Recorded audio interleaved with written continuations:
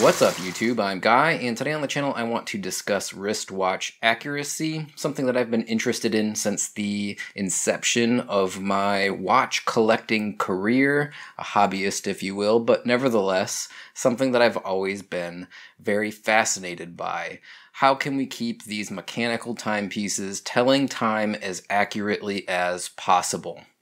I really love that stuff.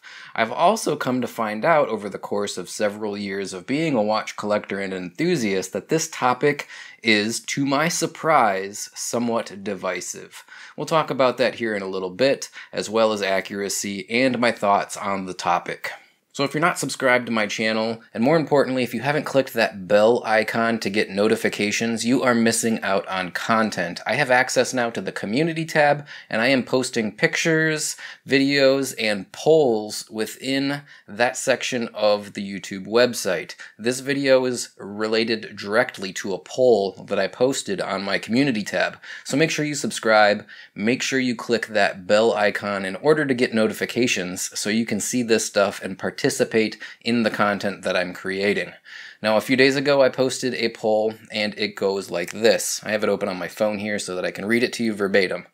The question was, how important is the accuracy of your automatic or mechanical wrist watches? And the choices that you could pick from are very important, the more accurate the better, or I'm not too worried about it, plus or minus 60 seconds a day is fine. Now, something interesting, there is a comments section there too, and a lot of people discussed in the comments things like, well, plus or minus 60 seconds per day is maybe a little too much, but plus or minus 10, plus or minus 12, plus or minus 20, I got a lot of people saying that that would be okay with them. Let's talk about that a little bit, shall we? So why did I choose to do those two options? The first one is obvious. The more accurate, the better. Everybody, well, not everybody, but 68% of the people that voted agreed with that option. The more accurate, the better. Absolutely.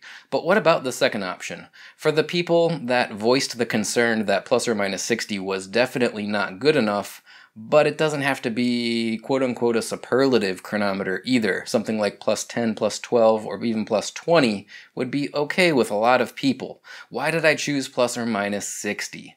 Well, plus 10, plus 12, or even plus 20 is actually pretty darn good. And what I'm trying to figure out is how many people don't really worry about accuracy that much. I would say if you want your watch to be within 10, 12, or even 20 seconds per day of accuracy, you are concerned about accuracy. So I went with plus or minus 60. I chose that number because even some of the worst automatic movements run at a rate of about minus 20 to plus 40 seconds per day, as per the spec from the factory. The movements that I'm talking about, of course, here are Seiko 7S26 and 4R36 movements. Notoriously inaccurate movements, in my experience anyway. And I figure that if people are okay with that minus 20 to plus 40, then I had to go even wider with my option for the type of person that's not too overly concerned with accuracy. I felt that plus or minus 60 seconds per day was a pretty good point to start with. Now, I was surprised that 68% of the voters stated that they do care about accuracy, that the more accurate, the better. Why was I surprised by that? Well, frankly, because there is a very vocal minority of people out there that will really jump down your throat if you discuss the topic of accuracy. I didn't realize that there was a vocal minority of people. I honestly thought that it was the majority, and me being the type of person that's concerned about accuracy was in fact the type of person that was in the minority. Well, at least based on this poll, the people that care about accuracies are in actuality the majority. And yeah, that did surprise me a little bit. So let's touch on that vocal minority that I was talking about just a little bit, because I think it's an interesting sort of side tangent, but something that I do want to cover. In the watch collecting enthusiast community, there is a very aggressive vocal minority I am finding out. For example, I did a video a while ago about Seiko. I called it Seiko, Are They Jumping the Shark? And in that video I voiced my displeasure with the overall business practices that Seiko have been doing for the last couple of years. Now I gotta be honest, when I made that video, I thought I was going to get roasted alive, but as it turns out, The overwhelming majority of people actually agreed with me. I really didn't expect that. If you spend any time online, on YouTube, on forums, it would seem that everybody loves Seiko and Seiko can do no wrong. But as it turns out, a lot of people do agree with me. Seiko has been doing a whole heck of a lot of wrong. Another video I did not too long ago was about patina, and I voiced my displeasure for patina. I honestly expected to get roasted in that one too, because it would seem that everybody loves patina. But as I found out when I made that video, reading the comments and doing a subsequent poll, about 70% of the people that commented or participated in that poll said they don't like patina either. So where is all of this patina love come from? I guess it's, again, that vocal minority, and frankly, I find it a little bit surprising. Now, when it comes to the vocal minority on that topic of accuracy, or what I like to call accuracy bullies, if you've spent any time online on different forums, in particular Rolex forums, you've no doubt seen somebody make a post where they voice their concern over the accuracy of a watch that they've received. And a group of people, generally the same group of people every time, will jump down that poor person's throat and really give them a hard time. They'll say things like, oh, there's 86,400 seconds in a day. Are you really worried about 4 or 5 or 6 of them? It's not a big deal.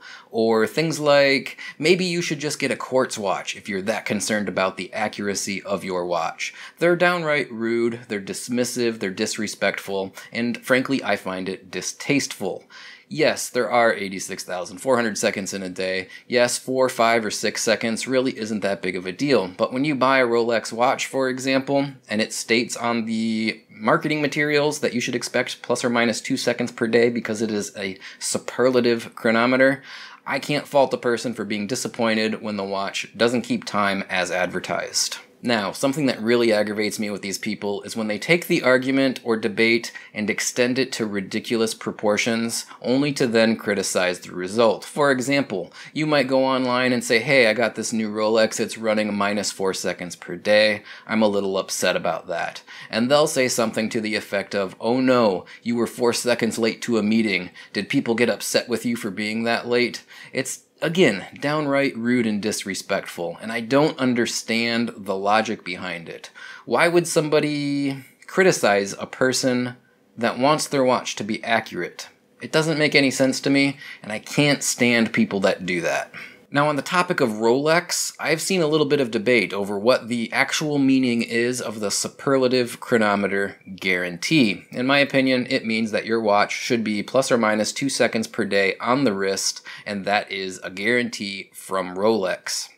There's a lot of people out there, though, that will argue until they're blue in the face that that is not what it means at all. They say that it means that the watch was tested in the factory to meet those specifications on specific machinery and is not representative of real-life use. Well, I found some literature in my Rolex magazine that pretty clearly, in my opinion, states what the superlative chronometer guarantee means, and I'm going to go ahead and I'm going to read it to you. I have it on my phone here. It says, the certification applies to the fully assembled watch after casing the movement, guaranteeing superlative performance on the wrist in terms of precision, power reserve, waterproofness, and self-winding. Focus in on something there. Superlative performance on the wrist. Now, what does superlative performance mean? Well, luckily they clear that up in paragraph number 2.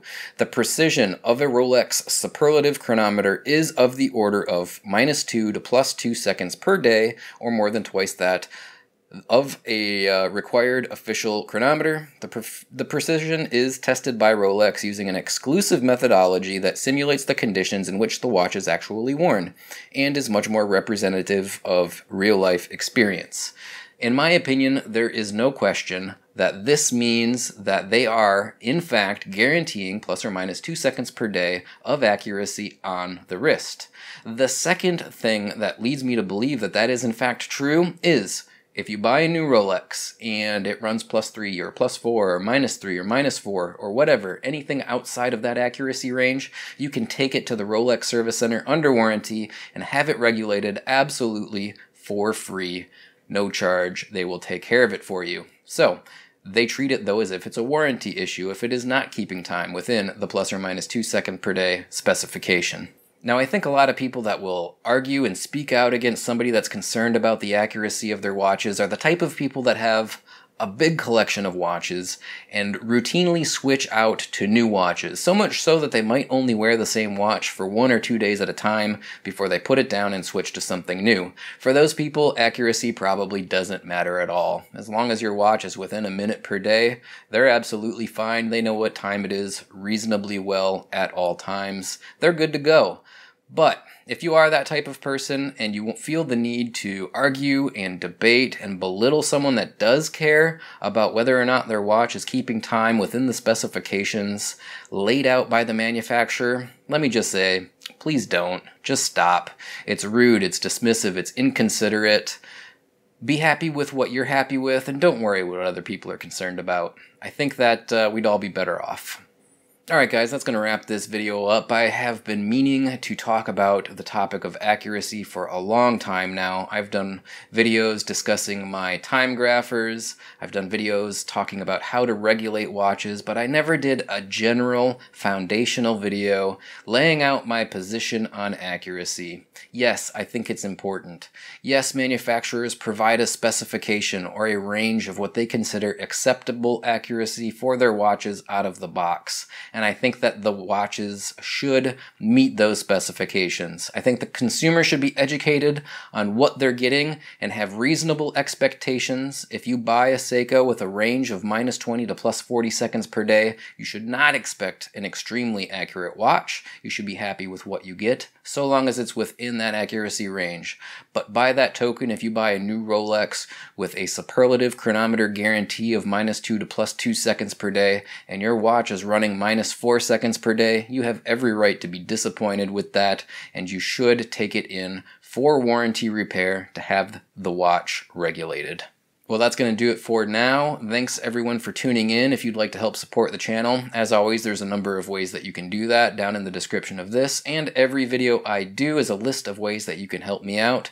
Number one, following me on Facebook, Twitter, or Instagram would be a great help. I would really appreciate it. Number two, if you'd like to help support me financially, a link to my Patreon account can be found down below. Big thanks to the guys that have been over on Patreon helping me out. I really do appreciate it. Finally, if you want to buy anything that I've reviewed on Amazon, there is a link to Amazon using my affiliate account. If you'd like to buy something, anything actually, it doesn't matter what, click on my link first and I get a small commission. Those commissions do most certainly add up. Big thanks to everyone that has been using that Amazon affiliate link. I greatly appreciate it. Well, that's going to do it all for today. Until the next one, I'll close this with saying bye now.